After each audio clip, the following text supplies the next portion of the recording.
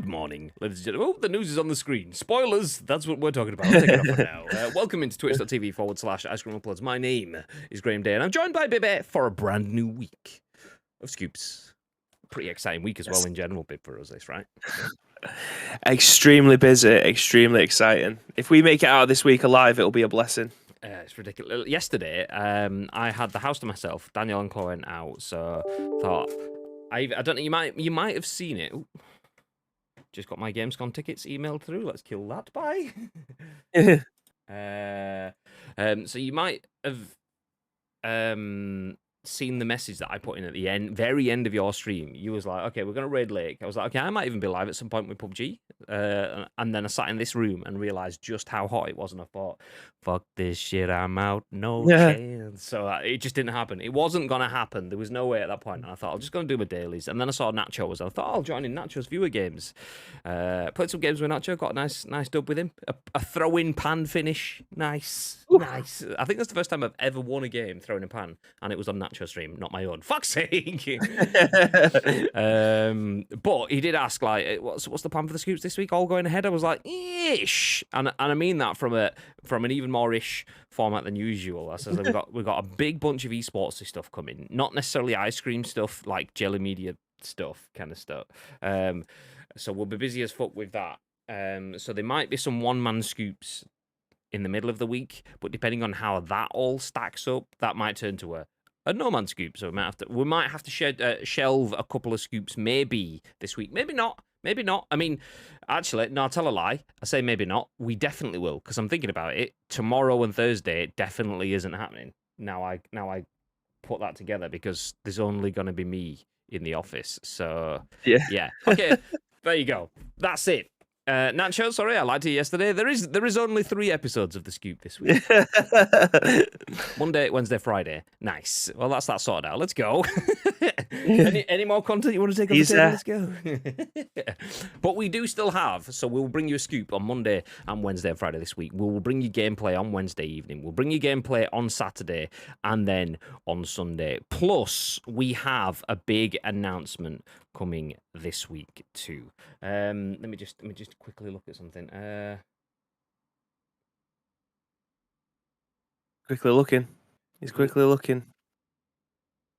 He's still quickly looking. Nice. Okay. Yeah. Okay, baby. I can confirm that we do have a green light that we're looking for. So do us a favor. If you're watching this now, keep your eyes on our Twitter as the day goes on.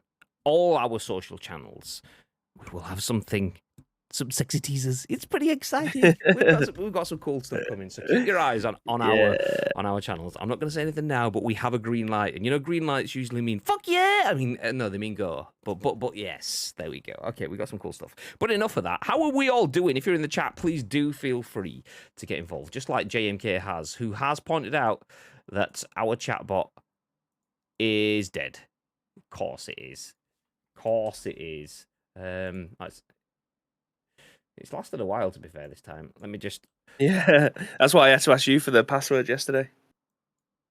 Ah, yeah. Okay. How was your weekend, babe? Do you know what, Graham?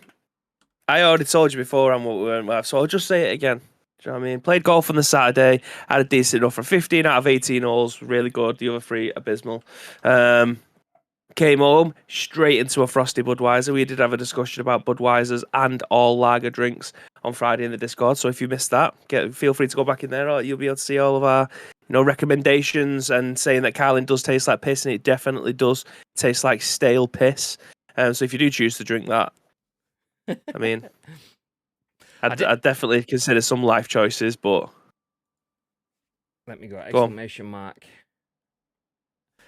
That was Carling a weird one. All of my chat just flooded in. All I had was a message from JMK in chat, and literally 8 more messages have all just flooded in at the exact same time. What the fuck? Okay, maybe that's because I've just logged in Streamlabs chat, and it wasn't. There we go. Shit my pants. Nice.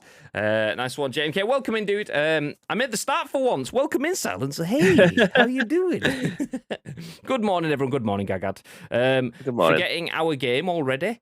Rude. Oh, no, I said I got the pan throw. Like, you were the one that got the pan throw. I got the pre throw. So I hit him, and then you finished him. So that's the first time I've ever actually finished anyone off on the stream. Ooh, with a pan, obviously. That's what I mean. Whew.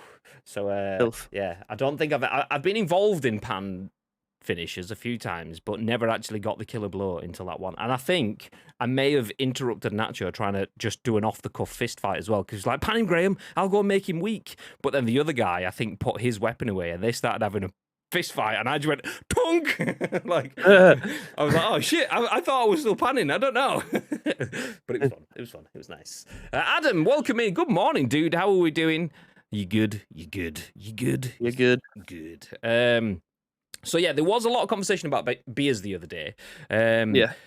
I saw there was like some pretty off the cuff instant dislike of a cold bottle of Bud. I think Bud is one of the best cold frosty bottled beers that you can have. It's just like super crisp. It's cool to hate it though, Graham. I think it's just one of them beers now. I think it's just cool to hate it, even though it's an absolute stone cold classic in every sense of the word, every sense of the phrase. I do think it's probably one of them beers now that is cool to hate, because everyone loves Beer Moretti, and I've got nothing against it. It's just not my preferred lager of choice. I did see, so I can understand. Neil's in the chat. I saw Neil liked Moretti. I can't remember who, a bunch of other people was like, yeah, Moretti, and I'm like, it's not for me. Like, the first time I ever tasted it was, and it was whatever it's probably a Weatherspoons, because it was attached to Liverpool train station. There was a bar there, and someone was like, "What are you having?" I was like, "I'm a lager." He was like, "Moretti." I was like, "Yeah, sounds like Peroni. Nice, go on then." And it was just, don't know what it is. I don't know the words to describe lagers and stuff. I know what I like, and I'm not one of these like ale drinkers that's got it's got nutty hints. No, just give me a common lager, please. I've got a perfect TikTok to send you in a bit actually about that, because I instantly sent it to Bamba and I was like, this is fucking you. Every single time he gets an IPA, he's just like sort of comes in and tells me about all these different aromas that he's getting from it. I'll send it you in a bit and you'll piss yourself. It's 110% Mr. Bamba. Send it on to Lake. So when we was in the Discord and you was like, I'll have a Bud, and Lake was like, that's shit. And you was like, I'll have a Peroni. He was like, that's water. And then he goes, you want this? So I was like, fuck you. You want to play that game? I'll have a go. I was like, no, I fucking won't. But the thing is, I actually wouldn't have drunk what he put in anyway, but I was just saying it for the lols. But even still, like loads of my mates, let's go to this IPA bar. Nope. Absolutely not. What have you got? What have you got on draft? Have you got any Heineken? I'll take a Stella. I mean, I'm not up for a fight in the street, but I'll have one. Let's go. I've got my string vest on underneath this t-shirt, so if anyone fucking wants it, they're having it. So yeah, we were having beer conversations in the Discord. !! Discord if you do want to join in those conversations over the weekend. Lake does have a lot of beer conversations, and I like the fact that Lake likes his beers, his ales, his IPAs and stuff. But for me, nah, I'll just take a nice frosted glass if possible. You know, that holiday vibe, warm outside. You want a frosted glass with a nice cold beer, lager. Lovely, nice. Don't forget the special news this week too. The special news, what baby? Or is it the fact that you're going away? Did you see my message the other day? I don't know whether you saw it actually, JMK. I was asking. I was like, I can't remember if you told me like if you was going away for your honeymoon. It was his honeymoon, wasn't it? Yeah. Like where was the location? What's the deals? Give me the deets even. And Budweiser is for shoplifting kids. David, I've told you before, do not shoplift kids. All right. Yeah. Budweiser, they shoplift it because, you know, it's the best. Why would you want to shoplift Carlin? I mean, they basically give it you on the way out. You get one free with every fucking like a Prada handbag, and then you've got like a Neck Stone brand handbag. You're taking the Prada one because that's the good shit. So they wouldn't even security tag it, Graham. Do you know what I mean? Just fucking let him get it out of here, get it off the floor. Yeah, David with his Nuki Brown or Pukey Brown, as it was one time, but that's a conversation for a different time. Anyway, Bud is a reliable brewer. Moretti's aight. I mean, I'd drink Moretti if there wasn't anything else. I would prefer a Bud to a Moretti. Peroni is lovely, JMK knows. Peroni is my jam. Peroni is the one that you'd often get if you go to like an Italian restaurant and you've just smashed 18 kilos of lasagna with extra carbs on the side because you're going to get some form of bread and chips. Why not? Of course, yeah. And then he's like, do you want a beer? I was like, I'm a bit... He's like, nice cold glass of Peroni. I was like, yeah, go on then. Yeah, I'll have one of them. And it's 9 o'clock at night. Get me a little coffee that's pure caffeine. Yes, please. Buds of that crap that Stone Cold called them Steve Weisers, so wouldn't be linked to him by name. Cancun, 1st of August, 10 days. There we go. I will forget that again, JMK, but I will try. I've said it. What's what I said the other day. I was like, I don't know if you remember that I forget shit on stream. Like when I'm not on stream and I'm doing one thing, my information retention is amazing. But then when I'm on stream and doing something else. Yeah, Brian Badonde, absolutely. Lake, hi. We were just talking about you and your beers. The Italian lager is best on draft. I agree. A nice draft Peroni. Oof. I told you Saturday too, and you forgot since then. Did you actually tell me on Saturday, or did I may have missed it? Saturday, we got raided by Rolly, and it was just it all kind of went to shit. Frantic. So yeah. Bud bottles are king of bottle beer. I do like a Bud bottle. Bud draft isn't that? I don't think I've ever had Bud draft, to be fair. Your beers. I have. It's piss. We were talking about beers, IPAs, and the conversations that we were having the other day. So yeah, there you go. Yes, he did tell you. Well, there you go. And I read it out. There you go. Have you just been outed? Yeah, oh no. I mean, to be fair, I did say that I was going to forget. Caveats. So, yeah, it is what it is. Tezza on Twitch, thank you very much for the follow. Big Eki, by the way, who dropped a follow yesterday. I can see him in the feed. He's also in the chat. He says, same time next week, question mark. He was on the team when we fighted the dude to death. So GG's Big Eki. Thank you very much for dropping in. Appreciate you digging us out after the games we Nacho yesterday. Thank you very much for the hard carries. For everyone that is new here, though, if you don't know what this is the scoop. We aren't just here to talk about beer, although we do like a good old beery conversation. We are here to talk about video game news. And do that. Make me shit my pants, as Iceman almost did then. He caught me a little bit, didn't quite jump. I mean, I almost shit my pants. There we go. But we talk about video game news, and today we are talking about the fact that Respawn is recruiting. Oh, great. A video game company wants to hire people. The thing with video games hiring, though, is that often gives you hints about what you can be expecting to play in the not so distant and distant future. So Respawn is recruiting for a single player FPS set in the Apex Legends universe. So the job ads describe the title as a brand new Respawn single player adventure. So a single player adventure in the Apex Legends universe? Is that Titanfall 3? Has someone checked out Next Gen Base? Oh my god! Sorry, for those that don't know, Next Gen Base, probably the best video games news outlet after us doing the scoop now, because they do proper news. We just talk about other people's news. They do the other people's news. Anyway, Ben from Next Year Base is a big fan of Titanfall. So anyway, moving ahead. Not too far, though, sticking with Apex Legends. A pro from Apex Legends holds back from shooting a disconnected opponent in the $2 million global series. Imagine that. You're playing for $2 million. Someone is disconnected in front of you, and rather than shooting and teabagging them, you've left them alive. What the hell is this? Does that happen? Never happens. God damn. Never happens. Then we're going to talk about PUBG's new map, Deston, which we've spoken about a few times on the PUBG streams, but this is the first time it's made it into our news sources, so we're now talking about it in the scoop for the first time. We'll then jump into The Last of Us Part 1. There's a whole conversation about whether it's a cash grab, the remake of The Last of Us, and then we'll finish up with Vampire the Masquerade Blood Hunt Summer Update launching next week with a new look Battle Pass. So quite a few stories, some good news, hopefully. We'll jump in. Babe. Yes. Apex Legends, where do you sit on Apex? I'm not a massive fan of it. I haven't played it enough for me to be able to give a full, deep down evaluation, the Bibby exclusive on it. I genuinely haven't. But from what I played, it's just not my type of battle royale, unfortunately. But that doesn't mean to say that single player experience won't tickle my fancy, Graham. Ooh. Well, that might just be what you have to... Oh, by the way, Spike just tried to alert. I don't know whether it actually went off that time, Spike. It might have done. It might not have done. It might be still on cooldown from when Iceman did it. But good morning. Some of us have earplug headphones, says Lake. Nice. Hey, how you doing? Oh, yeah. Fucking hell, size of this moth. I don't even think that's a moth, you know. That's fucking massive. Oh, I can't see it. I'm in the way. Ah! Did you see it whizzing round then? Bibby's got an absolute pigeon just on his shelf over there. It's just over there. It took me out. Just for anyone, like the article and everything wasn't on screen. I wasn't even on screen. You just didn't go, fucking hell, look at the size of that moth. It's fucking huge. I don't even think it's a moth. It hasn't got the wings to be a moth. It's just, I don't know what that is, but I think it might kill me.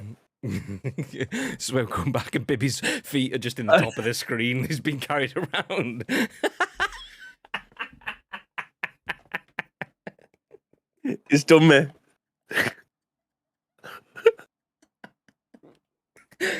Oh, welcome to The Scoop, where we go over the video game news in a very good and serious and engaging manner. Nice. Back in the game. Okay, the first story of the day is from Andy Robertson at VGC. It says, Respawn is recruiting for a single-player FPS set in the Apex Legends universe. The fucking size of that moth. He's still got me.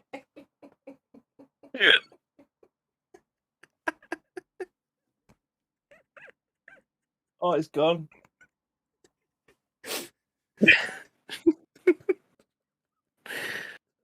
Do you know when you're just trying to hold in the laughter so you can continue? And I was like, that's it. I'll get the article back up.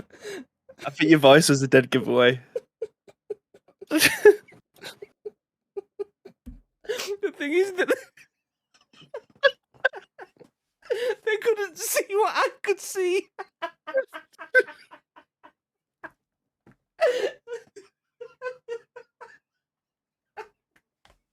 I'm fucking keeping an eye out.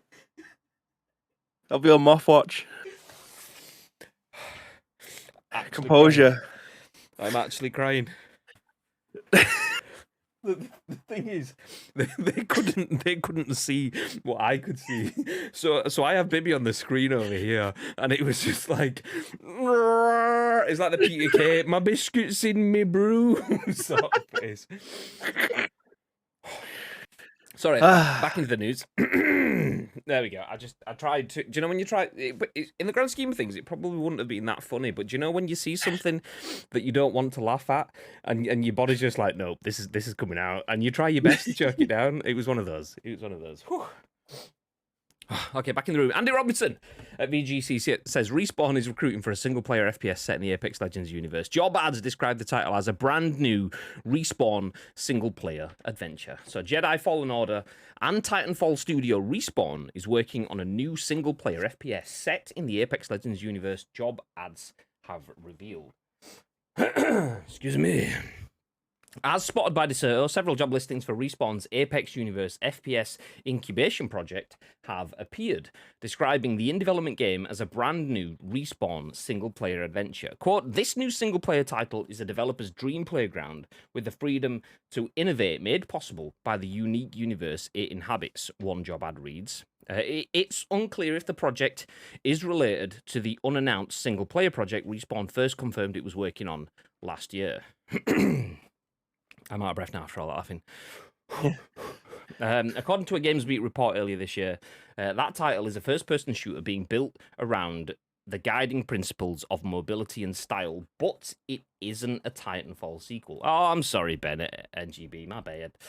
Job ads previously billed it as, quote, a designer's dream playground with the freedom to innovate made possible by the unique universe, end quote. In January, it was revealed that the unannounced game's former creative director, Mohamed Alavi, had left Respawn. He was previously a senior designer for the Titanfall series and a narrative design director for Apex Legends, and also designed iconic Call of Duty missions, including All Gillied Up, whilst at Infinity Ward. Respawn working on a bunch of other stuff, but Respawn is working on a single-player FPS set in the Apex Legends universe. Bib? Yeah. What are your thoughts about the I moth? think it'll do extra. You want to see the stars of this moth? What's the state of this moth?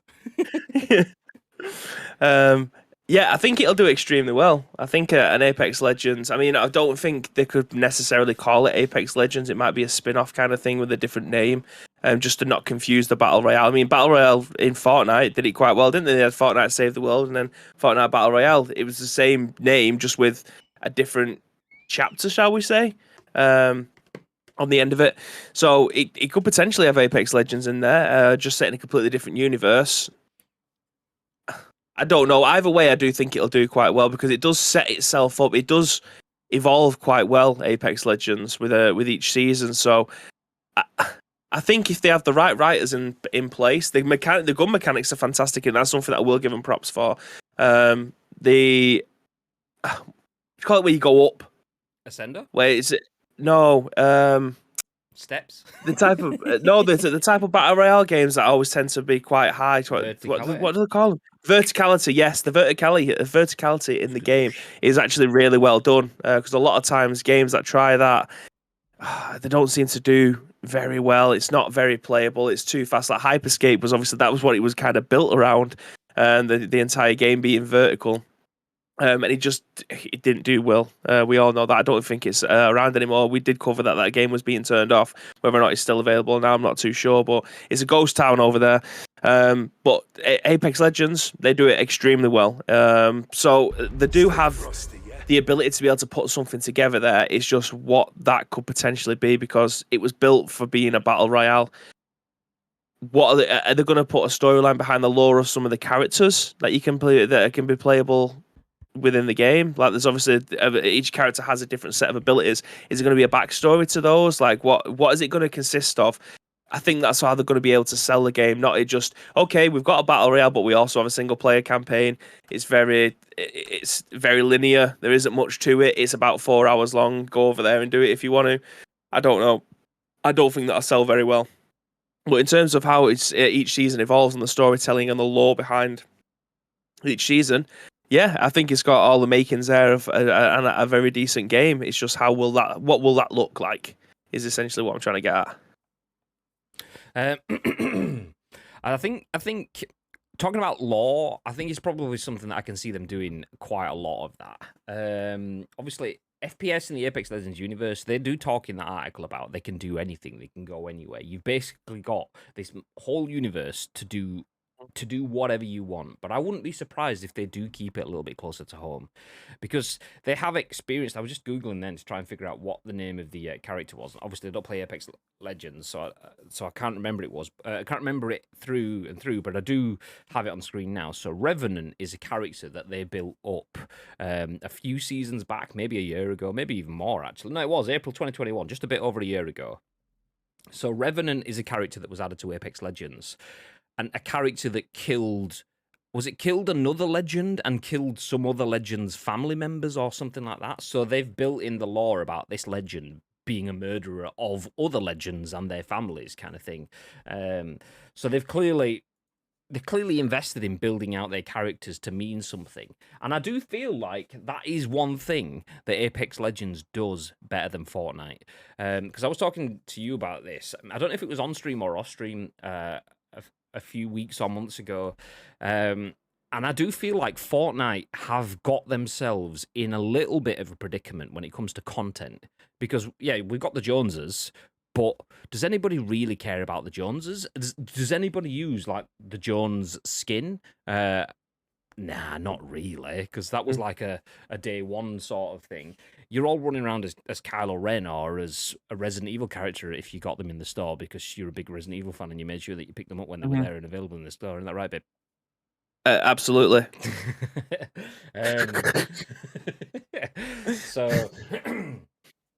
So now, when it comes to Fortnite's battle passes and things like that, you get to level 100 to unlock Iron Man, to unlock Spider-Man, to unlock Doctor Strange, Darth Vader, yeah. When you get, like, there's no cool stories in Fortnite, no cool characters that have been built. Fortnite's own characters are usually the comic relief things, like the pancake dude, whatever he's called. Is it Flapjack or something? I can't remember what it's called. But they've got stupid Peely. things. Like, yeah, Peely the banana. They've got stupid things like that in it. That slurp dude thing that was in a few seasons back, kind of thing, or maybe a chapter, whatever. I don't know. So at least Respawn they could probably, with all of EA's money and the might that Apex Legends has, work in some other people as legends. Like some of the Marvel universe would be great as legends in the Apex universe, but that suddenly then means, okay, all of our characters that we've spent time and effort building into their own universe are now kind of irrelevant because the external universe has just seeped in and overtaken. And I do feel like that's something like Fortnite is obviously a metaverse, and that metaverse means that they have their own little universe that then bleeds into the Marvel universe, that bleeds into the DC universe, that bleeds into Ghostbusters and Street Fighter and Resident Evil and Star Wars. But because they then haven't built up their universe enough, it's like their universe is just a physical playground for all these other universes to drop all of their content into. Their own content just doesn't hit the same anymore. You'll get something that looks semi-cool, but is not really built up and disappears through a season. Like it used to be a case of you wanted the what was the skeleton thing that Myth used to have, TSM Myth used to have the skeleton sort of costume. It was like, oh, if someone's wearing that, they're a badass, because that was like memes from within their own community. And now it's like, oh, okay, instead someone's just got a purchase skin from elsewhere, which I get it. And one leads to in-game development, the other one leads to in-game finances. So if you can make it so that people can just get season passes and build your characters, that's great. But if you can make it so people can just buy the skins that they want, you can churn shit through loads of money. And that's the reason why Fortnite is so big and so successful. So Apex Legends, rewinding that all the way back, could I see them doing something around their characters? I think so, because they haven't, and I can't see them bleeding their universe into other universes like Fortnite have. So I could see them doing some single player. Revenant killed Loba's parents. Yeah, I've just googled that. I didn't know who Loba was. I'm assuming that's another character. Didn't Revenant kill someone on one of the announcement videos? Wasn't there a legend that was killed off or something in that? Because I did see that Loba's parents had been killed. Maybe I'm mixing the two up. Maybe I'm getting the fact that Revenant had killed Loba's parents, who I don't know who Loba is. But then there was another legend that featured in one of the announcement trailers that got binned off, right? Or I could have sworn we covered that, but I can't remember what it was. I don't play it to know.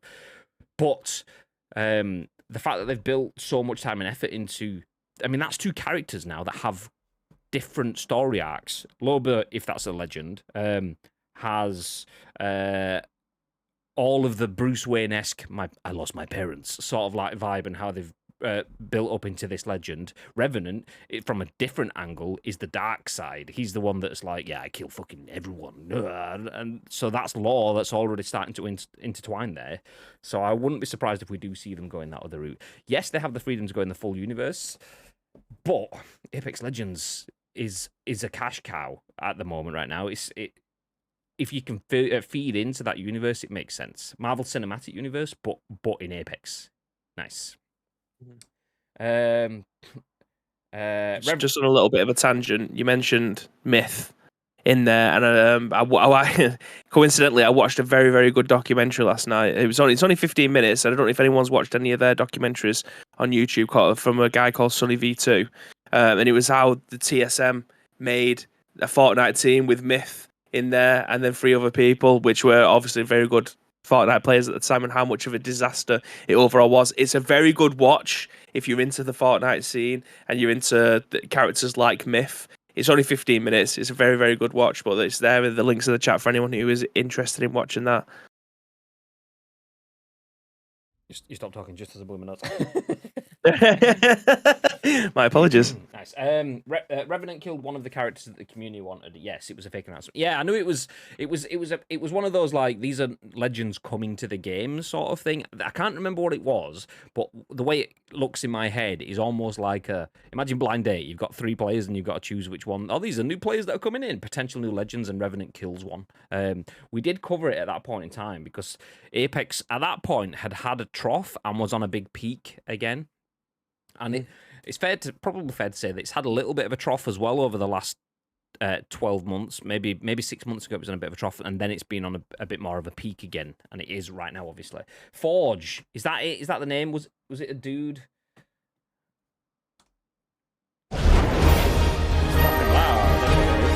Yeah, I remember this. This is it.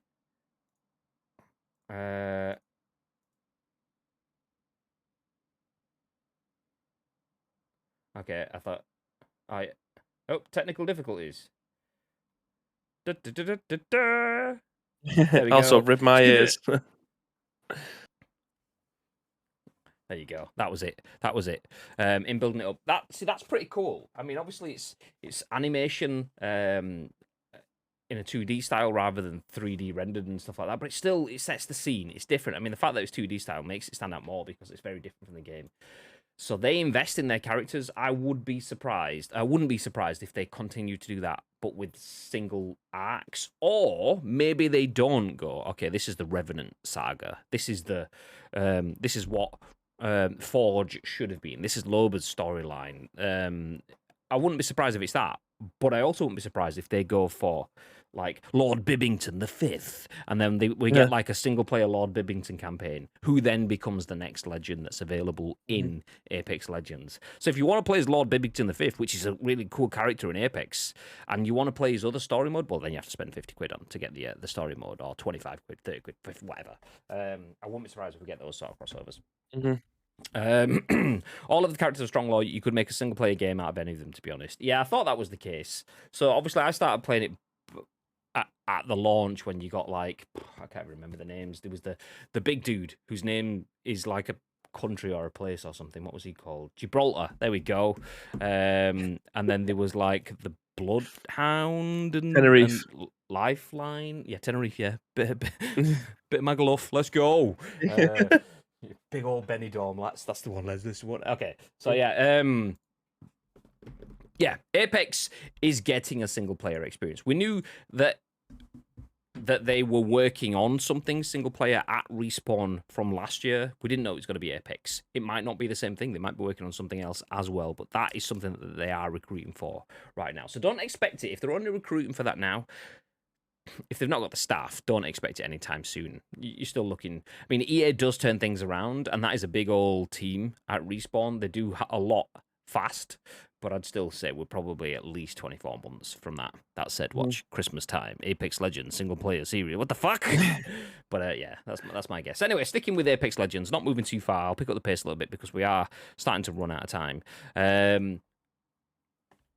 This is from Vikki Blake at Euragamer. A pro Apex Legends player holds back from shooting a disconnected opponent in a $2 million global series. Quote, it's the least every player can do out here with these issues, end quote. So professional gamer Philip Imperial Haldorson hit the headlines this weekend after he held off from shooting an opponent in a competitive match when he realized the enemy player had been disconnected. As spotted by Apex Legends Intel, Imperial Hal was competing in the Apex Legends Global Series 2022, a championship with a cool $2 million up for grabs, when he spied a lone player off in the distance. After monitoring for a couple of seconds, he told his TSM teammates, don't shoot him, bro, he's crashed.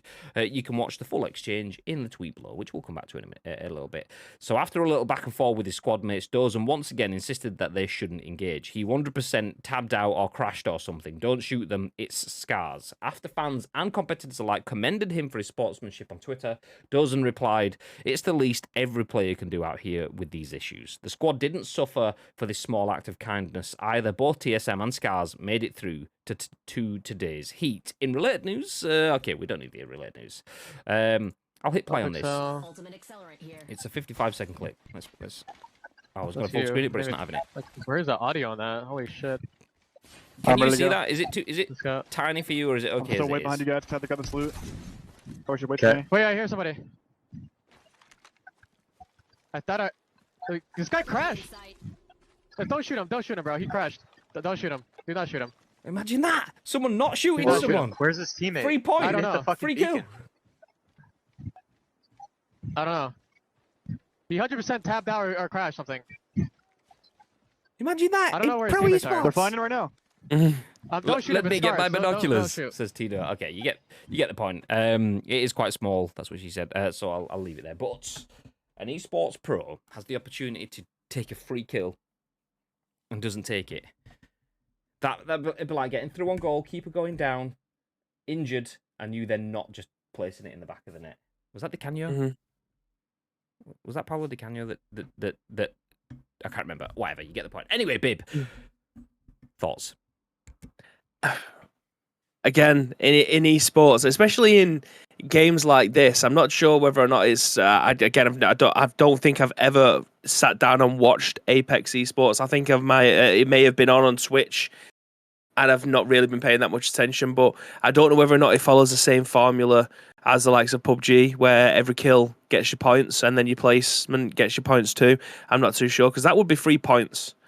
Not 3 points, it would be 3 points for you to be able to try and take them out. So, again, for 2 million on the line, and you're not having that free kill, bizarre, but very commendable. I don't think I've ever watched an esport where that kind of generosity and kindness has been on the line. Usually it's not, I don't want to say toxic, but it's to the point where obviously everybody wants to win by sometimes any means necessary, including taking cheap kills like this or camping in bushes or whatever else.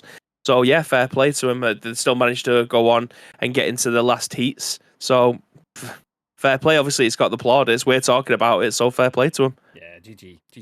The thing is, I mean, I've just leaned into the meme in the stream title, "Sportsmanship in esports," for the Discussing Now title, should I say, and that's because esports often has that, suck it is what it is, teabagging and stuff like that. But esports obviously does have a lot of sportsmanship in it, a lot of respect and stuff too. There is a lot of sledging and trash talking. Sometimes it's acceptable, sometimes it's fucking horrible kind of thing. But it is what it is. But you don't often see it in that sort of blatant. Usually it's like a sucker, boom, okay, down. Oh, he's loaded back in again, boom, okay, down. We'll just keep taking these freebies. So it's nice to have seen something like that. I'm a big fan. I do also like what Enzo's wrote in the stream. I do that all the time. I get the chance to kill people and don't take it. That's fucking amazing. Yes. I can relate. It's like a war zone, isn't it? Where people are parachuting in and people are shooting them out of the sky in the parachute. That for me isn't a fair fight, but it's free game. Do you know what I mean? It's the last man standing, and if you've got the opportunity where they haven't really got a defense, they've got a pistol if they're coming in from the sky or whatever, but they're not really going to be that much of a threat to you. People do that all the time. They wait for them to come back out the gulag. They see a parachute in the air. They're taking it down before they have chance to get on the floor and defend themselves properly. That's just general FPS etiquette. Like, there's no fairness. There's not really that much sportsmanship. It's last man alive. If you ain't first, you're last. Yeah. I mean, I would shoot someone that's parachuting in. I'm thinking, well, that's the decision that you've actively made to land here. It wasn't the greatest tactical decision, whereas having the decision made for you by connections and stuff, that's a bit different. I mean, I'd still would have done like Enzo says. I mean, this was obviously for a $2 million tournament. Enzo says for £2, I would have suplexed that cunt. Yeah. The pound. Good old freebies. I mean, it is good to see. The thing though that does it for me is the fact that not only do you see him being a good guy by going, no, leave him, he's crashed, it's fine, but then he goes and rather than sticking the bullets into Scars's face, he goes and sticks the knife into EA's back with it's the very least every player can do out here with these issues. It's just like, which is almost like, sort this shit out. So nice. Nice. Tiny Yoda says, good on him. Exactly. Well, I did see Yoda. Did you say something earlier on? Have no fear, Yoda's here. Welcome in. Where did we get? Have I got everything? Let me get my binoculars. Oh, Jumbo Ash!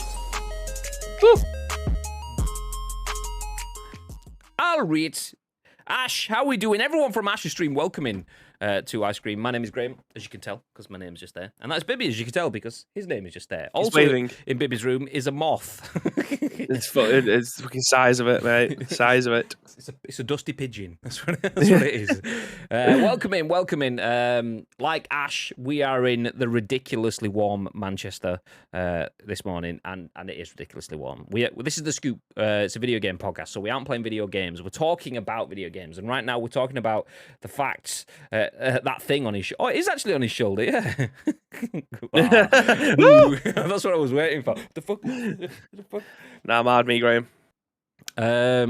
Is the API broken again? Fuck, it is. That's probably because I've just logged in again. It's so annoying. There's two different things that you log in on Streamlabs chatbot, and because I've just logged back in again this morning, but only done one of them. I have to now do another one just because.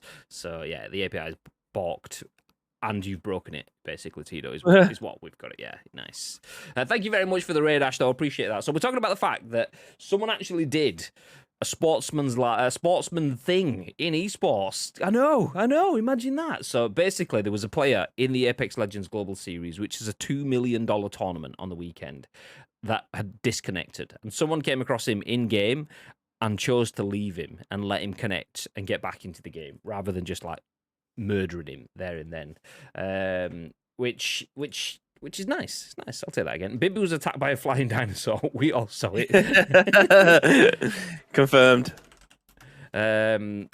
So yeah, the bit that I was talking about before, there we go. It was, so I was talking, the reference I made, which I'll come back to now because Jumbo Ash had just rated, and FIFA content creator, football conversations.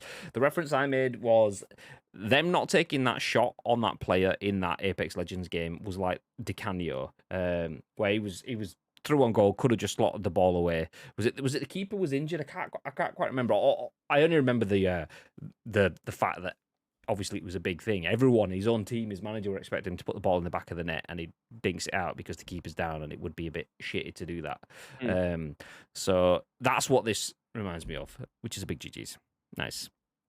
So yeah, that's it. So Apex Legends, there is a single player FPS in the works, and their global series is ongoing right now. $2 million tournament, and TSM continues to progress despite not taking the free kill on that guy. Now to a game that I think you're a big fan of this.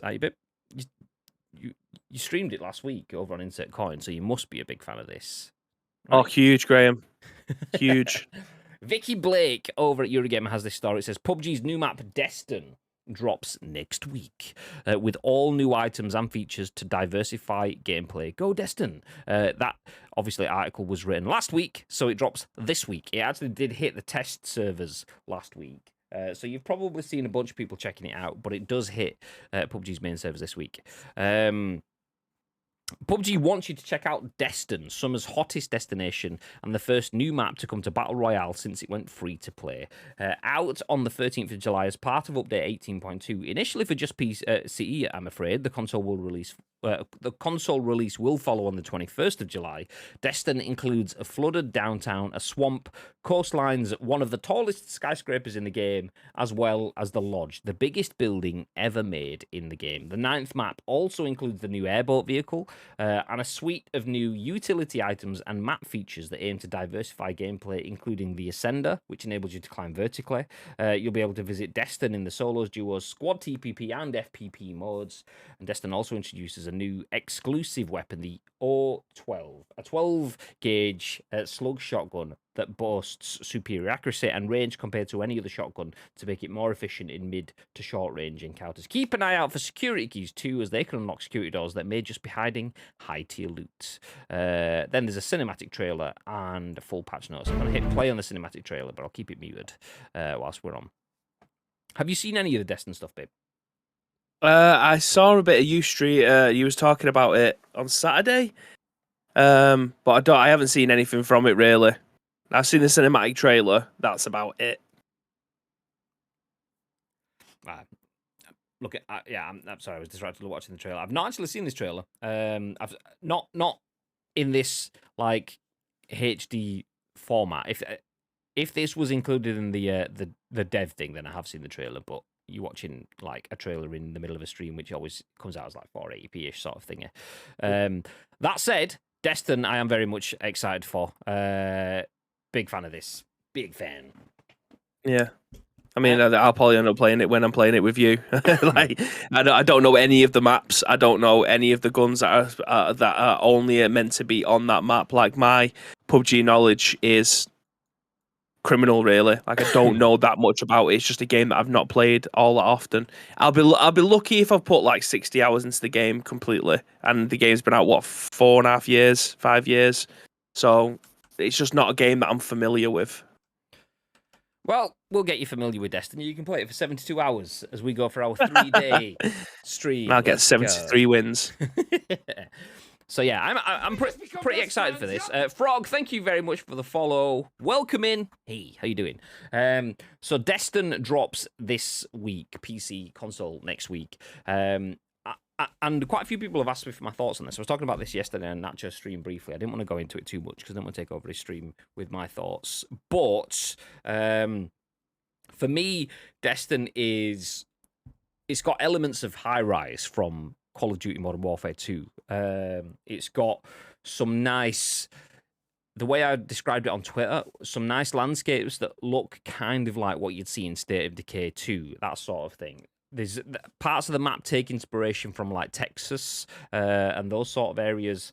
There is police cruisers, there's little shopping outlets, there's a carnival sort of thing as well. There's all sorts of cool stuff in there. My issue was always going to be people. The design, like, I love Modern Warfare. I don't necessarily want to be in trenches. I don't necessarily want to be in deserts and things like that. I want buildings. I want angles. I want corners. I want green foliage, but not too much of it. And this has all of that, but my worry is always people. You put buildings with corners and floors and hallways and stairs and stuff like that, you get some guy sat with an SMG like that, ADSing all the time. So my worry is people. That said, they've got a lot of cool stuff. So they've learned from other games or from just their own experiences that the skyscrapers don't have 17 floors of 5 rooms per floor, which is a million different spots for a camper to be hiding. They've got the ground floor and then an elevator to the top floor or an ascender to the top floor. So 2 floors, that's it. That's just the same as having a two-story apartment, which I'm a fan of that. I like that. So yeah, this very, very excited to play this. I to the point where I even updated my PUBG PC and my test server to give it a go, but I haven't given it a go. And probably won't give it a go. But I have just in case. Just in case. I'm very much looking forward to this. I'm not a fan of the fact that we have to wait an extra week on console this time. So for Tego, I believe that anyone in the chat that's plays on console, Tego did hit simultaneously on console and PC, right? Or did it not? I seem to think it did, but maybe it didn't. I know that content usually hits the week after on console anyway, but for something big like this, I just feel like it should hit all at the same time. I would like to see it all at the same time. Deston really looks like 3 maps in one. It does, and I don't feel like that's a bad thing. I feel like that's a pretty cool experience. So up until this point, we've had like themed maps. Miramar is all desert. Erangel is greenery. Tego is kind of like Erangel. Karakin, obviously, desert-y, rocky outcrops and things like that. You get the same things throughout. Sanhok, an entire jungle. Whereas this, having a little bit of all, is the realization that, okay, we can still stay true to PUBG, but also lean into the Battle Royale genre. So PUBG made Battle Royale, but things like Warzone, in their own ways, I'm not necessarily a Warzone fan, I'm a PUBG fan rather than a Warzone fan, but Warzone has pushed Battle Royale forward. And this is where PUBG has gone, okay, Warzone can have maps from fucking 3 different Call of Duty games spread out across one whole bigger map. So they've gone, okay, well, we'll just have 3 different areas. We'll have different bits in it. I love how that. How long has there been no console PTS? Too long. I kept it on my console for the longest period of time in the hope that it would come back, but no. What size is the map? It'll be an 8x8, just like Erangel and 8x8, and okay. Tego, which big map, plenty of space. So like the amount of places that you've got on Erangel, you've got obviously Military Island, you've got power plants, you've got the school, you've got a full mountain at the top in Stolba. Then you've got a mountainous range over near a shipment container yard, and then there's loads of different things, massive bridges and all sorts of stuff, which is cool because the map feels so varied. This has just leaned into that variation. I'm loving this. So looking forward to it. Looking forward to it. Frog says good. I'm good. Even better now you're a Frog. What do you stream, Frog? I see you're a partner. What do you stream? Did you come in with Ash? Are you FIFA? Hey, how you doing? Hey. Quite right, you scrub should wait. Just in, Take-Two files takedown notice against GTA 5 and Red Dead Redemption 2 VR mod. Ooh, interesting. That makes me wonder, is there some VR stuff incoming, or is that just in case they want their own VR stuff incoming? That's the thing. People will often go, they've taken it down. They are working on their own VR games. However, if you don't take it down, you allow people to develop a VR community, which takes away potential for future earnings that you might not even be considering. So it could just be a please don't do that. We might want to do that, or it could be a, please don't do that. We're actively looking at that, which are two very different things. Interesting though. Consoles not having PTS environments is not unusual due to Sony and Microsoft having to have proper sign off for releases. It takes so long they can't be agile enough to make iterative changes. Basically, there's no point. Not only that, it used to be that there was like 4 to 6 weeks, maybe more, from PC getting updates, and then it would hit to console. So you'd be almost 2 months later before it hit to console.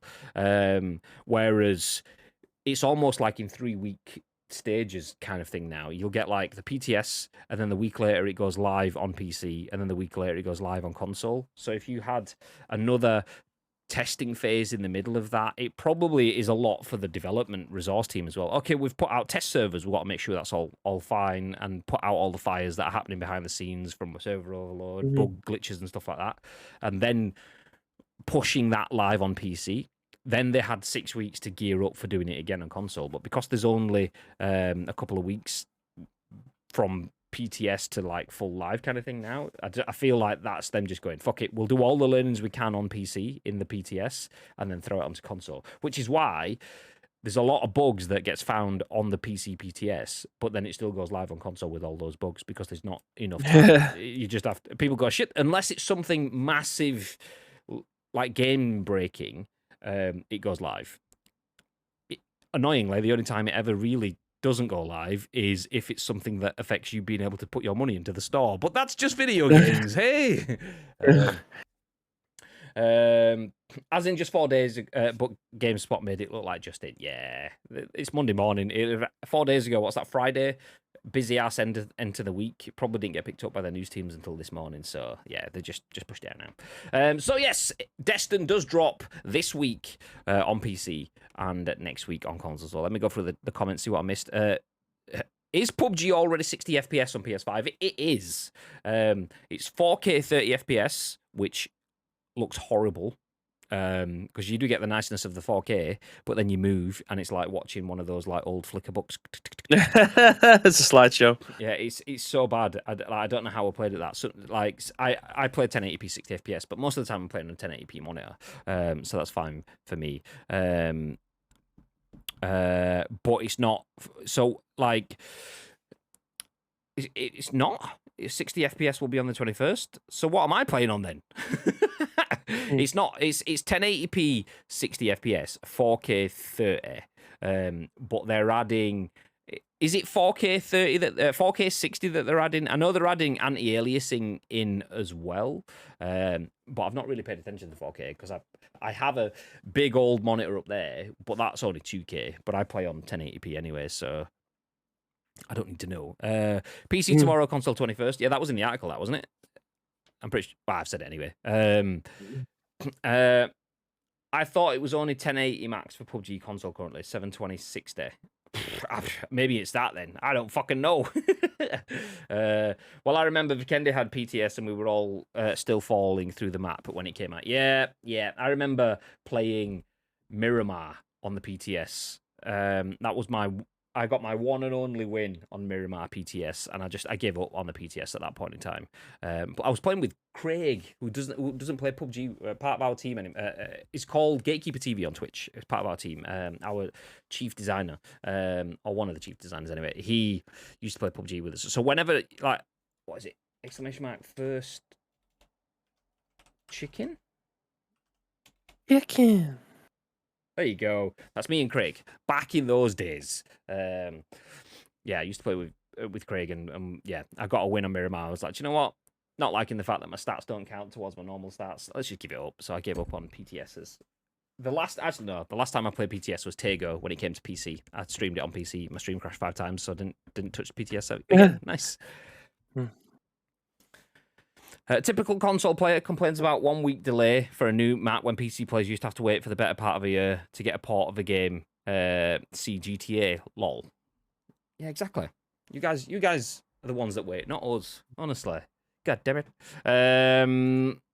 Okay, now a conversation about finances. Talking about console players being a little bit mangy. This one has been bubbling on. I have seen what's his name, Paris Lilly, who's part of the Kind of Funny team, or I don't know if he actually is, but he joins a lot of the Kind of Funny content on their podcasts.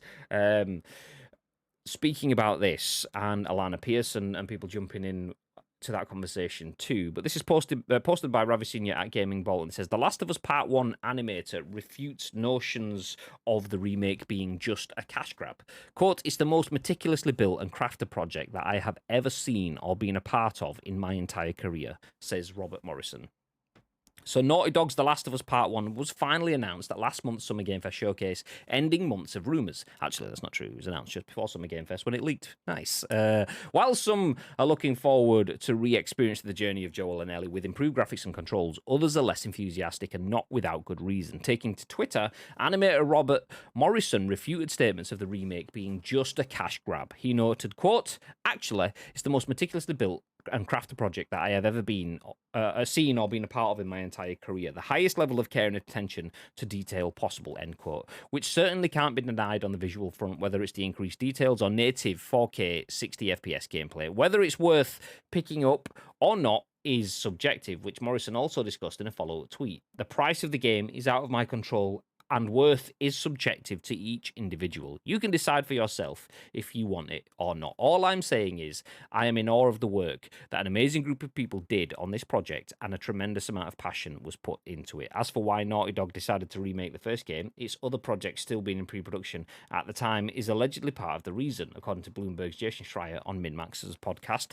It also reportedly provides a large amount of the studio with something to do while also getting familiar with the console hardware." We'll stop there. So we have The Last of Us.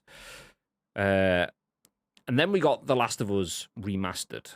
We now have a Last of Us remake called The Last of Us Part 1, which takes gameplay from the level to the level of The Last of Us Part 2 and puts that into the old game. So the old game, which is now a little bit clunkier compared to more modern games, gets all of the upgraded control schemes, all of the upgraded visuals, and just by chance is coming out about the same time as a big HBO TV series comes out. Is the game being redone to allow more people to play one of the best games of all time, or is the game being remade just to cash in as it syncs up with the TV series? What are your thoughts, babe?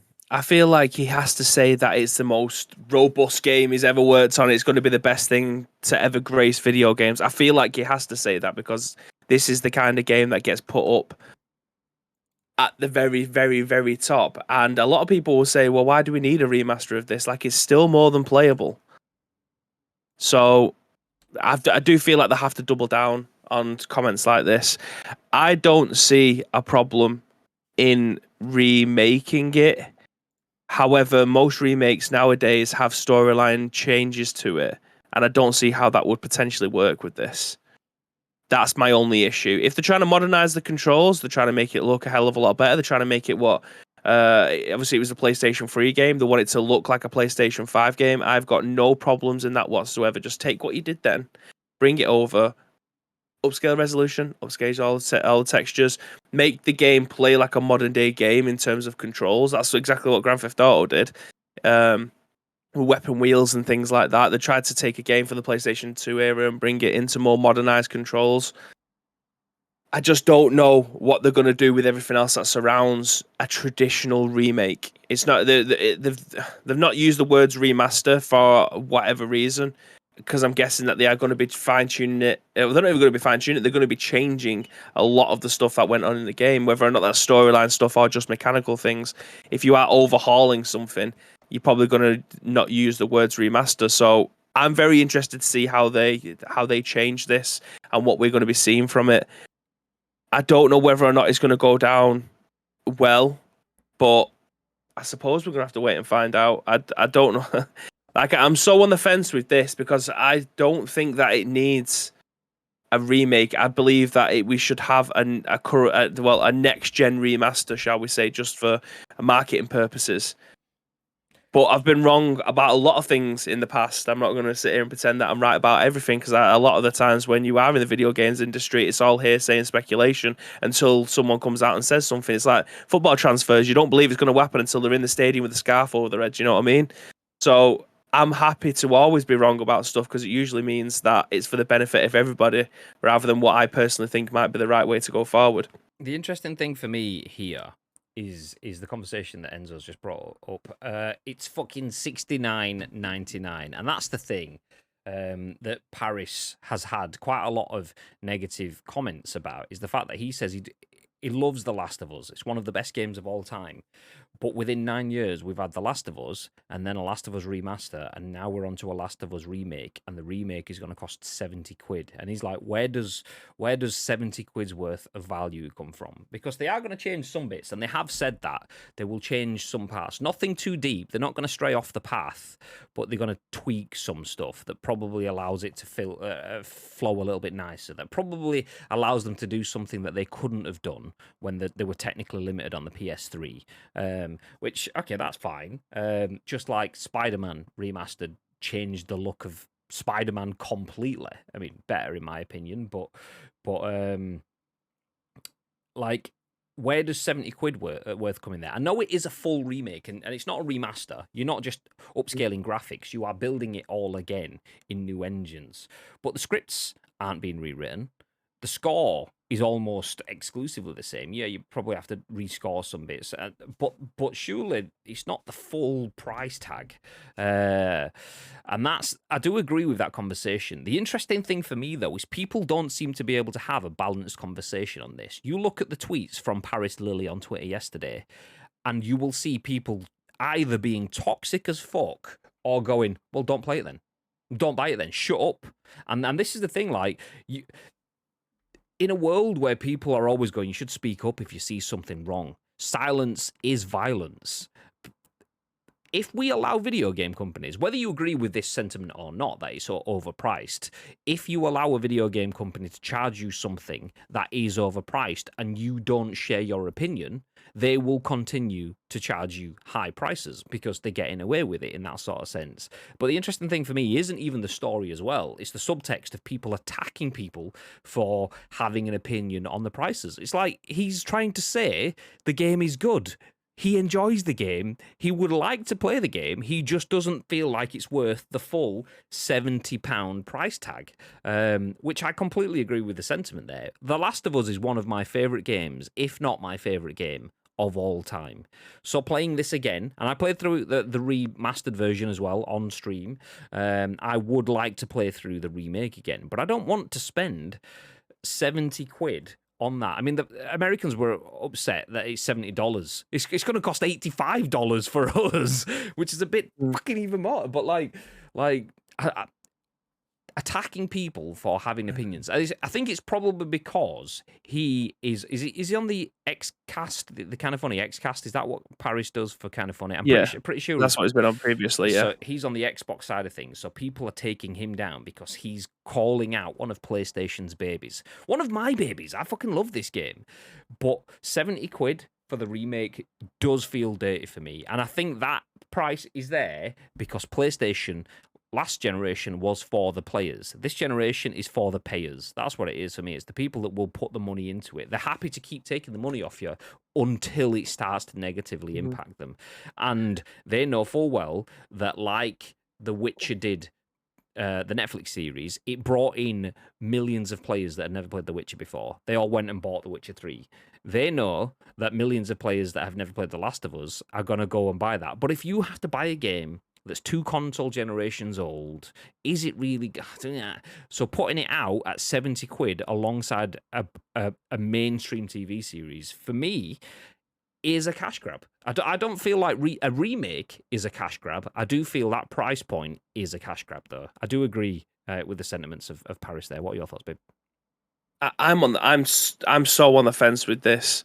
Like, if they end up including stuff that was on the on the cutting room floor, and it's visually so, because this isn't just a case of just one or two people sat in a room and they are upscaling textures and putting a better resolution in and just taking characters' voices, voice notes, or whatever it is that they use for. Obviously, it's not going to be voice notes. They've been in a booth, they've recorded it properly, and just putting them into the positions in the game. This isn't just listening to the top 40 on the radio and pressing record, and there you go. There's your tape, and then you move it over to a CD. Like this isn't that. This is a whole team of resources that is taking a lot of time to be able to put this game together. I do think that this game probably can justify the price, because I don't think this is just going to be copy A into B and then you're going to end up with something completely different. I do not believe that is going to be the case. So if companies are spending time and resources, like, this isn't going to cost them £10,000 to put together. It's going to cost them into the millions, I imagine, to recreate this game.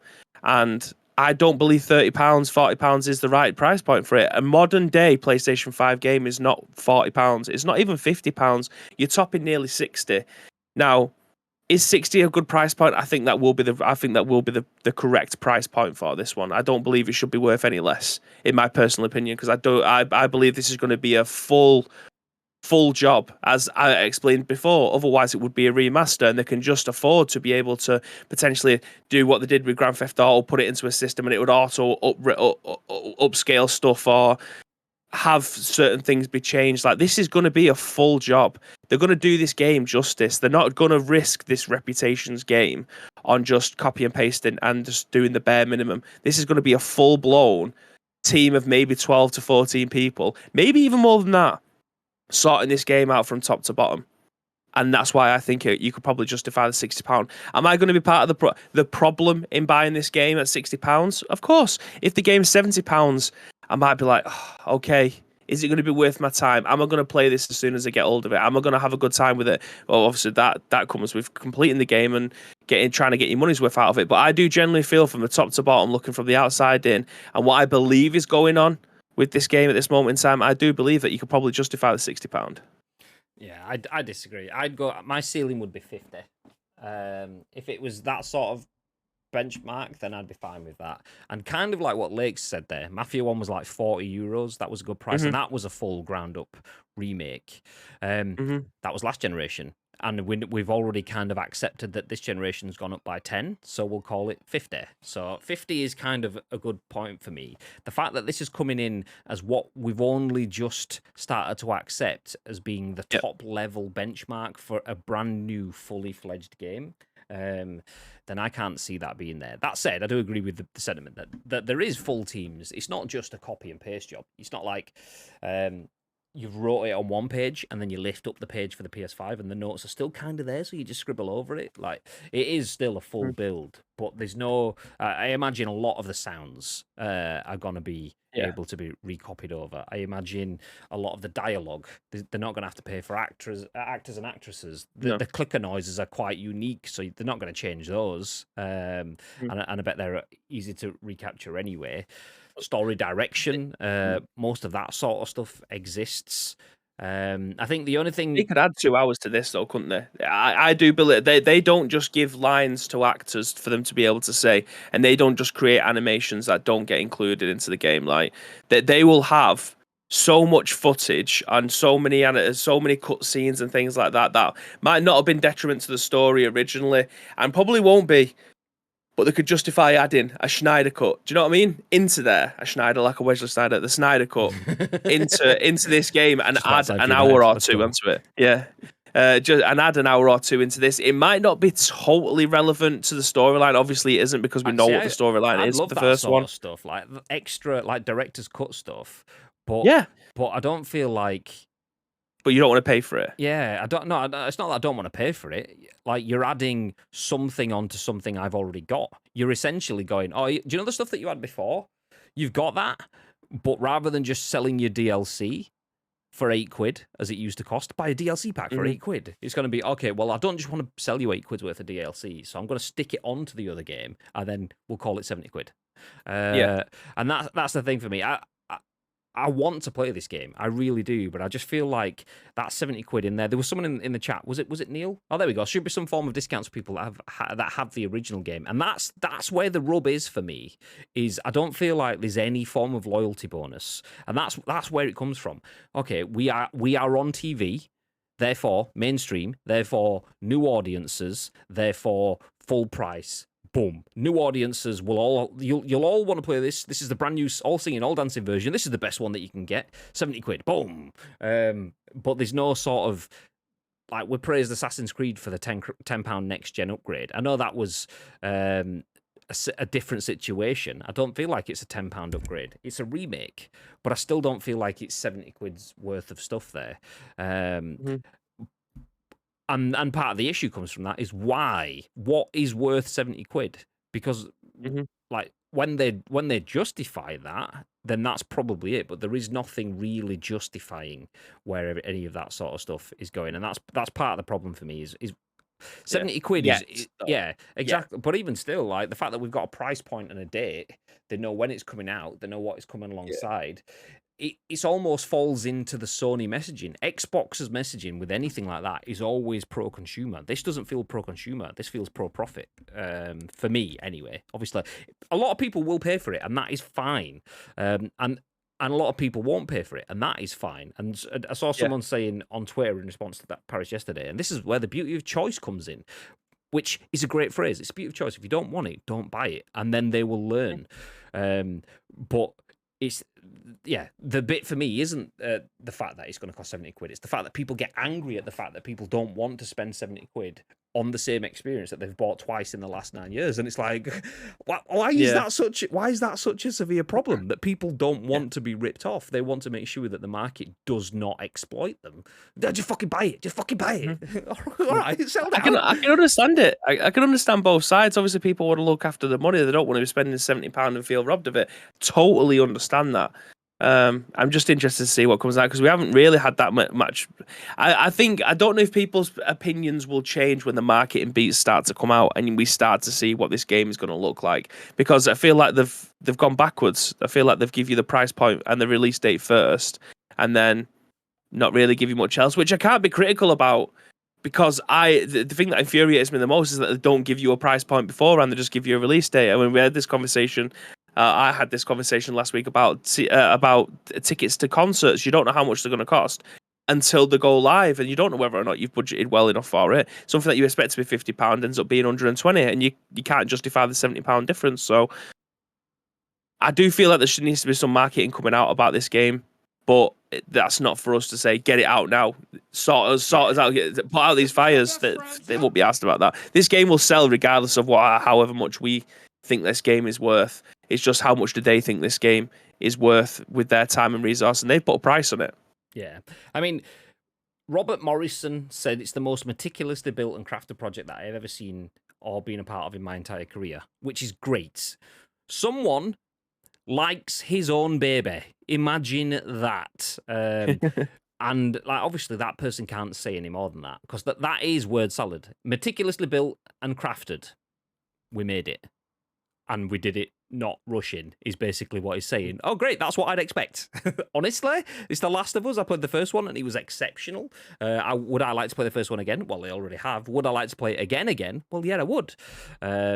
So when we get more information on that, then I'll judge. But as it stands right now, it seems like exactly like PlayStation have been for me. Xbox are going, hey, do you know what? We're going to make gaming accessible. We're going to make it cheaper. We're going to make it so that you've got one payment, one subscription. PlayStation are going, we're giving you the same game that you've had twice already in the last 9 years, and you're going to pay full price for it yet again. Boom! It's like, fuck. So, I mean, obviously we are playing devil's advocate. We're both pushing hard on a different side of the coin kind of thing. You guys make up your own decisions. What do you feel? What do you feel? Will you be getting it? I mean, are you a big Last of Us fan, and are you not getting it despite wanting to? What are your thoughts? Do let us know in the chat. Silencer says cough cough PUBG crits. Games marketing should just modify Bret Hart's saying, it's the best there is, the best there was, and the best there ever will be, until we remake or remaster it. Nice. Same toxic / don't buy it, and then I saw a finished console gaming forum, and I was just, people, please, what the fuck? I mean, if people want to buy it, that is perfectly fine. I don't have a problem with that. I have a really good vibe towards people that want to have a discussion about not buying it. If people don't want to buy it and they want to share their points, fine. Don't slam them just because you do. So don't buy it then. Okay. Yeah. I'm still allowed an opinion. Not me. This is obviously people last night. And that's the thing. It's like people see a perceived wrong. If 70 quid is wrong for a remake in someone else's opinion, there is nothing wrong with them having that opinion, and there's nothing wrong with you disagreeing with that. Telling them to shut up and bugger off and get out of the conversation is not it, though. What would people consider a fair price for The Last of Us, says Enzo? I mean, Baby said 60-ish. I said about 50-ish. I do feel the $69.99 was when it was first discussed by PlayStation as the RRP for a PS5 game. That is the pinnacle of the next gen games, and that's whole new experiences in gameplay for me. I know it is pinnacle technologically, but it's not whole new experiences in gameplay. So that's the reason why I don't feel like it should be at the pinnacle price point personally. But knowing how good that story is, I wouldn't mind spending near that. I wouldn't be one of these people that goes put it 40 quid because I know what I want to jump in for. I just don't want to get someone laughing at me while they take the money straight out of my wallet, kind of thing. Yeah. Should be some form of discount for people at the original game, said Neil. We covered that one. I agree. That would be nice. That would be an Xbox move.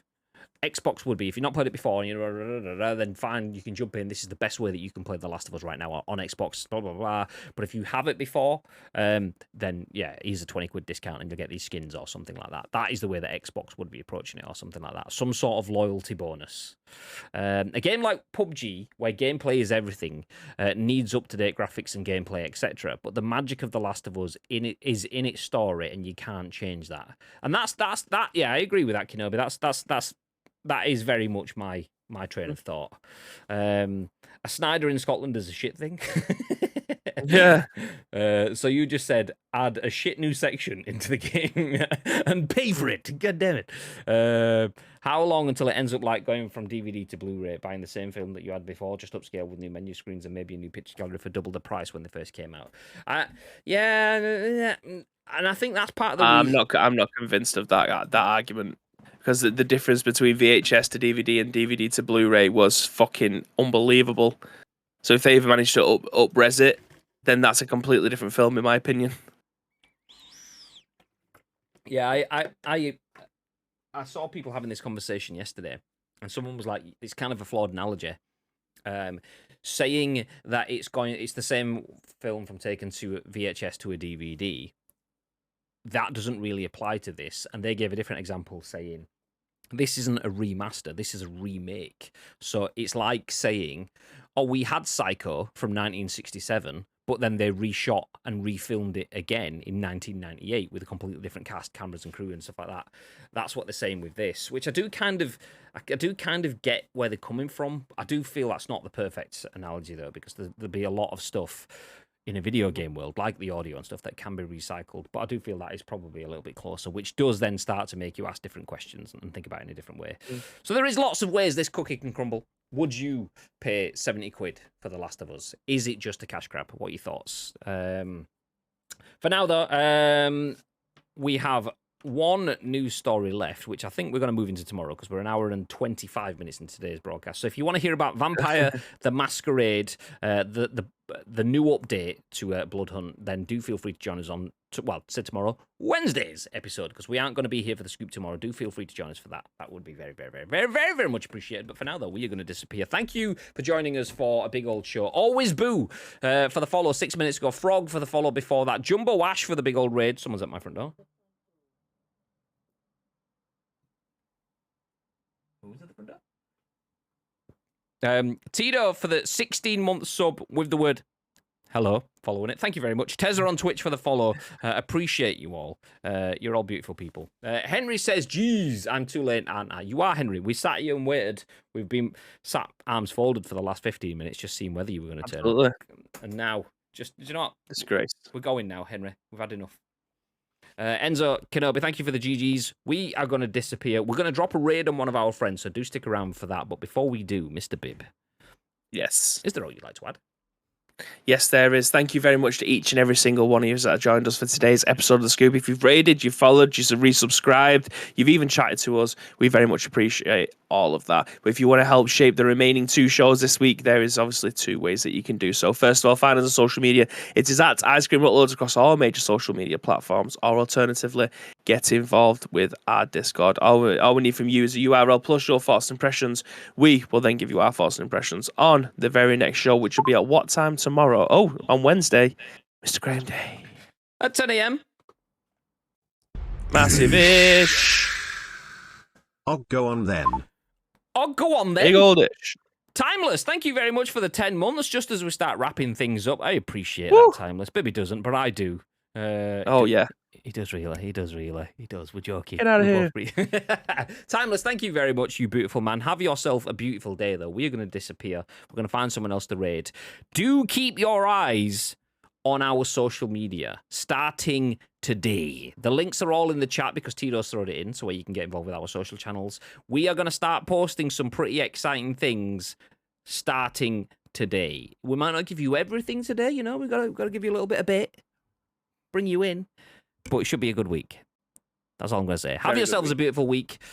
Until Wednesday, stay frosty. Stay frosty.